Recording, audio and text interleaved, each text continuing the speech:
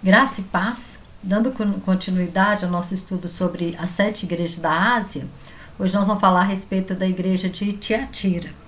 Essas duas igrejas de Pérgamo e Tiatira compreendem um período, né, da história muito triste, um período da história que a gente chama de período das trevas ou idade das trevas, né? Alguns falam assim. Compreende um período entre o ano 313 até o ano 1517. O período, né, onde a igreja ela se junta com o Estado. Então já falei sobre Pérgamo, né? Que Pérgamo era um lugar onde havia a cidade de Pérgamo, né? Havia um monumento, um templo, né? Onde havia esse templo era dedicado ao deus Zeus, né? Que é o maior deus na mitologia grega. E aqui eu falei também, né, da conversão de Constantino, que Constantino se converte e aí passa a ser status, né, ser cristão. E aí o povo começa a se converter, mas não era uma conversão de verdade, era uma conversão por conveniência, por status. E o povo começou a servir a Deus, mas também não largou os seus ídolos, né, não largou os seus deuses. E isso foi tudo entrando no seio da igreja. Então a igreja de Pérgamo e Tiatira, ela alcança mais ou menos esse período. E a igreja de Tiatira está aqui em Apocalipse 2, a partir do verso 18, quando fala assim: e ao anjo da igreja de Tiatira escreve: isso diz o Filho de Deus, que tem os seus olhos como chama de fogo, e os seus pés semelhante ao latão reluzente. Eu conheço as tuas obras, e o teu amor, e o teu serviço, e a tua fé, e a tua paciência, e que as tuas últimas obras são mais do que as primeiras. Mas tenho contra ti que toleras Jezabel, mulher que se diz profetiza, ensinar e enganar os meus servos para que se prostituam e comam dos sacrifícios da idolatria. E dei-lhe tempo para que se arrependesse da sua prostituição, e não se arrependeu. Eis que a porei numa cama, e sobre os que adulteram com ela virá grande tribulação, se não se arrependerem das suas obras. E ferirei de morte a seus filhos, e todas as igrejas saberão que eu sou aquele que sonda os rins e os corações, e darei a cada um de vós segundo as vossas obras. Mas eu vos digo a vós, e aos restantes que estão em Tiatira, a todos quanto não têm esta doutrina, e não conheceram, como dizem, as profundezas de Satanás, que outra carga vos não porei, mas o que tendes, retende-o, até que eu venha. E ao que vencer e guardar até o fim as minhas obras, eu lhe darei poder sobre as nações, e com vara de ferro as regerá, e serão quebradas como vasos de oleiro, como também recebi de meu Pai, e dar-lhe-eis a estrela da manhã. Quem tem ouvidos, ouça o que o Espírito diz às igrejas.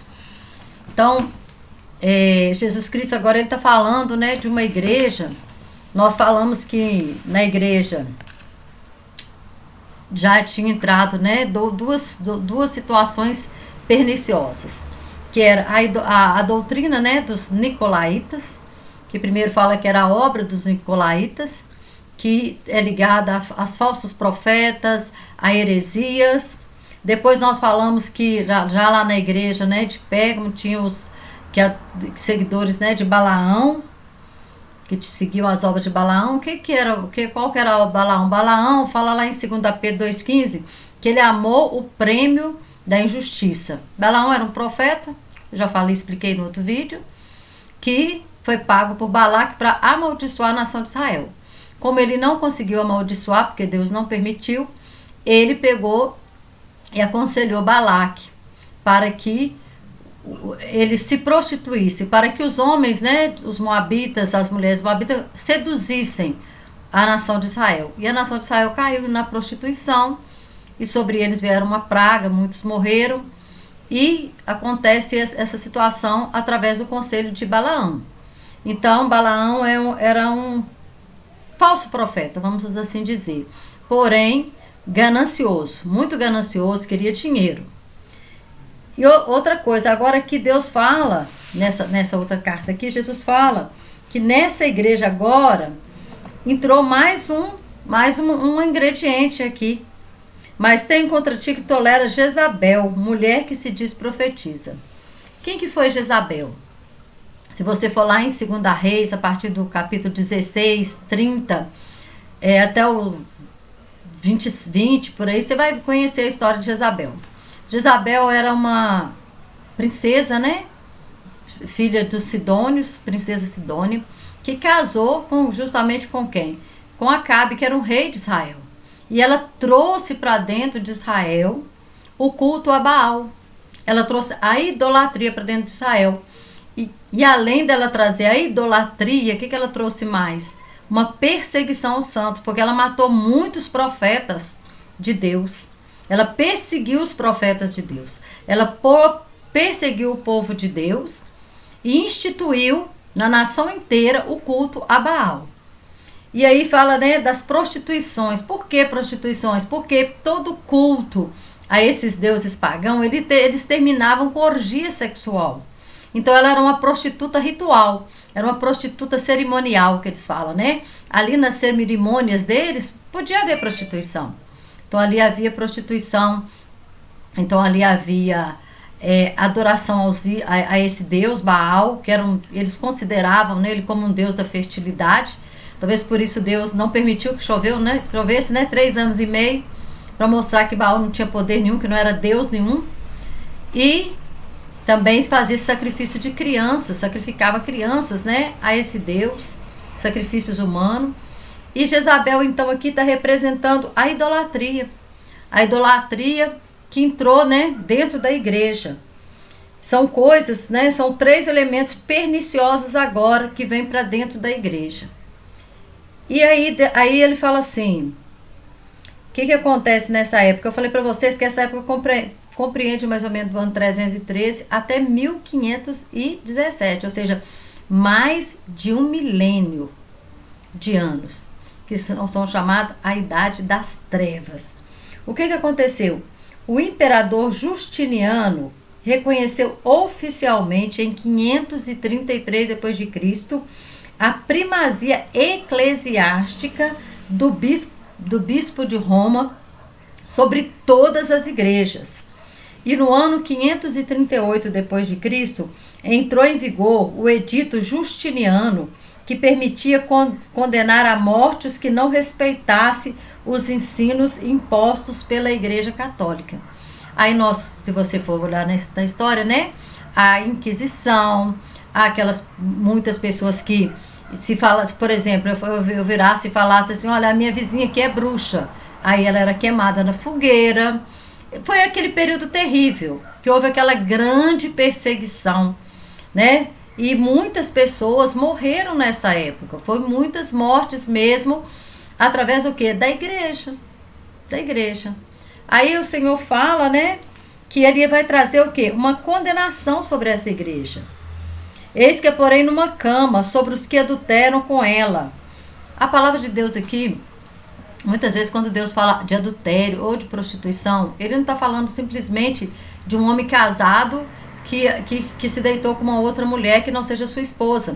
Mas ele está falando daquela pessoa que é seguidor do Senhor, aquela pessoa que tem Deus como seu Deus, mas que de repente adora um ídolo. Então ele está prostituindo contra o Senhor, ele está adulterando contra o Senhor. Então isso é adultério contra o Senhor. Então aqui ele está falando desse tipo de adultério. Era o que acontecia na época de quando Jezabel comandava lá. Ela era rainha, né? Era rainha. E ela comandava, porque ela mandava até em Acabe.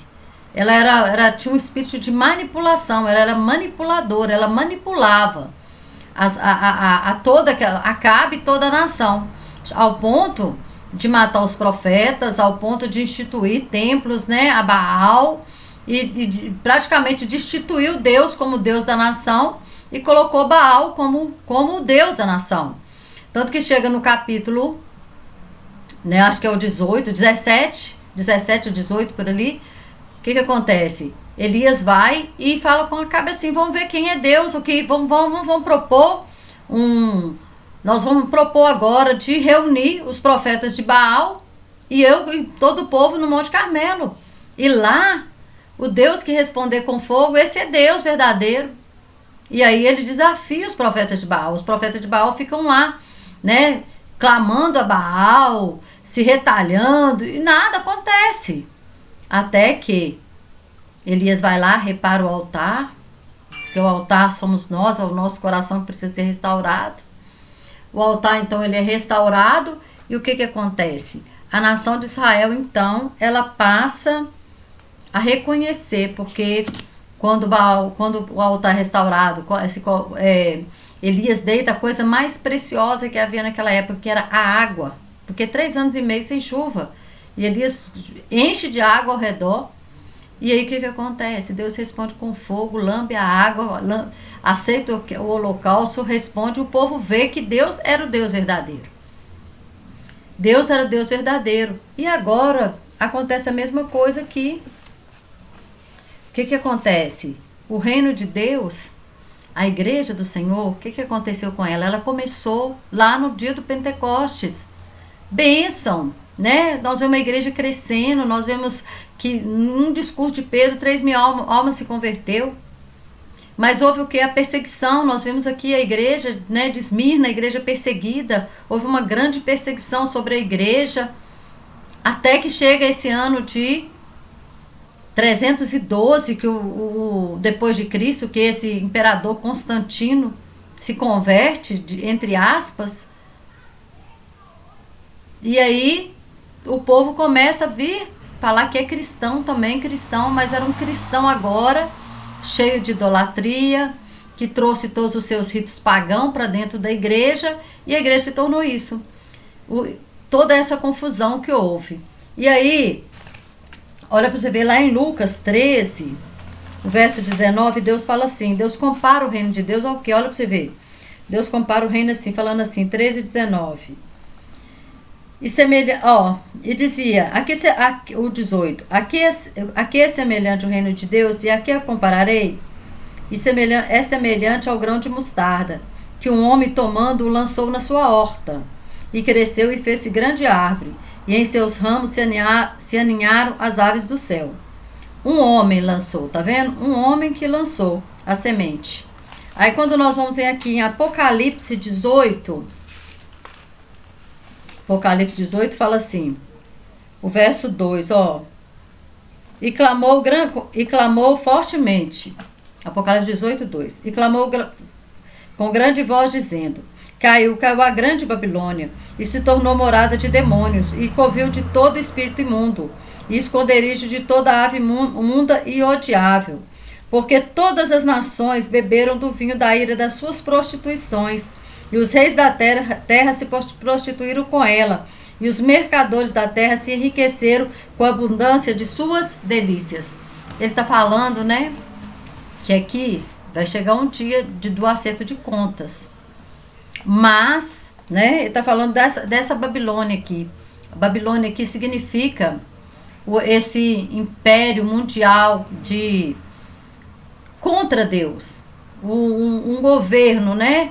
Esse domínio contra Deus, contra a verdade, esse domínio que manipula o mundo, de idolatria, de ganância, está falando dos mercadores, da prostituição. A prostituição aqui não está dizendo só prostituição de ficar com outra mulher, com outro homem, está falando a prostituição contra Deus, aqueles que trocaram Deus, né, por ídolos, por dinheiro. Ele vai dizer, olha, caiu, ela vai cair. Aqui não está falando que Deus está falando que ele colocaria ela numa cama e que a destruiria. É o que está falando aqui em Apocalipse 2, não é isso? Mas eu vos digo, e ferirei de morte, e seus filhos, e todas as igrejas saberão que eu sou aquele que sonda os rins e o coração, e darei a cada um segundo as vossas obras. Mas ele fala também, mas eu vos digo, a vós e aos restantes que estão em Tiatira, e a todos quanto não têm esta doutrina, e não conheceram, como diz as profundezas de Satanás, que outra carga vos não porei, mas o que tendes, retende-o até que eu venha. Então o Senhor está nos alertando, olha, retende o que você tem. Retende o que você tem. Não se contamine com o mundo. Porque o que aconteceu? O que ele está falando aqui? Olha, o reino de Deus começou muito bom. como um grão de mostarda pequenininho, não foi? A igreja começou pequenininha, cresceu. Só que quando ela alcança, fica grande demais, quando ela se junta com o Estado, vem aninhar todo tipo de coisas perniciosas. Aí tá falando que ela virou covil de demônios. Entrou tudo que era pernicioso no meio dessa igreja. Essa igreja, então, ela passa a perseguir os cristãos. As pessoas, né, como eu acabei de dizer aqui, olha, que no ano 532 depois de Cristo entrou em vigor o edito Justiniano, que permitia condenar à morte os que não respeitassem os ensinos impostos pela Igreja Católica. Então, quando chega no ano 1517, Lutero vai e faz se revolta, porque ele viu tanta coisa errada, mas ele também teve o apoio de muitos políticos, porque nem o Estado, nem os políticos, nem os príncipes da época, as pessoas da época, eles estavam aguentando os desmandos que estava acontecendo dentro da Igreja Católica, a perseguição que estava acontecendo.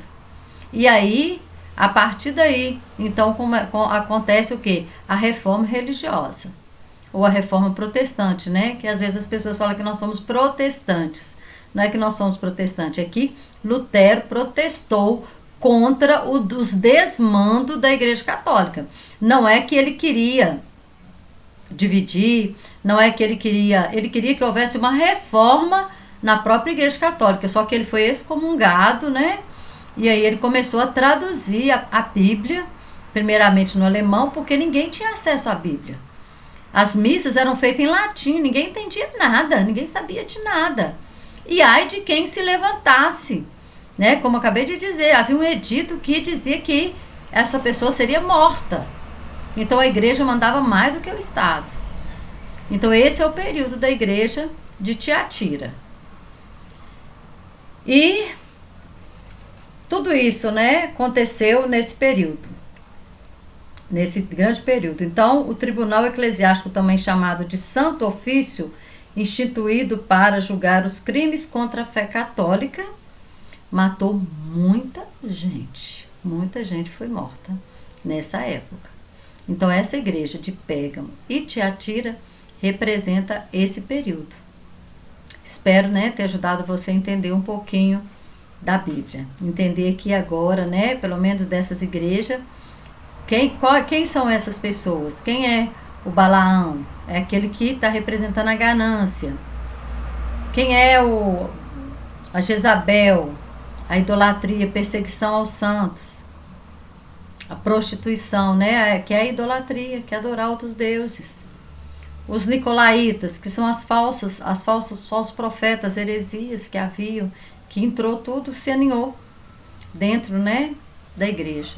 Mas Deus falou que havia aqueles também que eram fiéis. E ele faz uma promessa, né?